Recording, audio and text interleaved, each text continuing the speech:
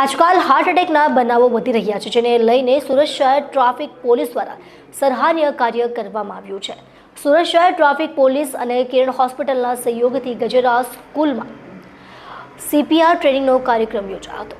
ગુજરાત સરકારના નિરામય ગુજરાત અભિયાન અંતર્ગત પોલીસ કર્મચારીઓ માટે હેલ્થ ચેકઅપ કેમ્પનું આયોજન કરવામાં આવ્યું હતું। સુરત શહેર પોલીસ કમિશનર અનુપમસિંહ ગેહલોતના માર્ગદર્શન હેઠળ ટ્રાફિક પોલીસ કર્મીઓ માટે CPR ટ્રેનિંગ કેમ્પ યોજાયો હતો, જેમાં અનિયમિત જીવનશૈલી અને ખાનપાનની ટેવો, કામના ભારણ, કામના અનિયમિત કલાકો, તણાવયુક્ત વાતાવરણને લીધે પોલીસ અધિકારીઓ અને કર્મચારીઓ હંમેશા તણાવમાં રહેતા હોય છે।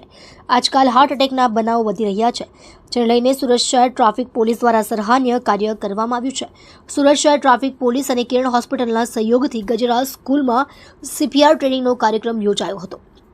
માનનીય પોલીસ કમિશનર શ્રી અનુપમસિંહ ગેહલોત સાહેબ તેમજ અમારા ટ્રાફિકના JCP અને DCP સાહેબની સીધી સૂચના અને માર્ગદર્શન હેઠળ અમે હાલમાં જે ટ્રાફિક સેફ્ટી મંથ ચાલી રહ્યું છે 1 જાન્યુઆરીથી 31 જાન્યુઆરી સુધી, એમાં અલગ અલગ થીમ પર ટ્રાફિક સેફ્ટી અને અવેરનેસના કાર્યક્રમો કરી રહ્યા છે।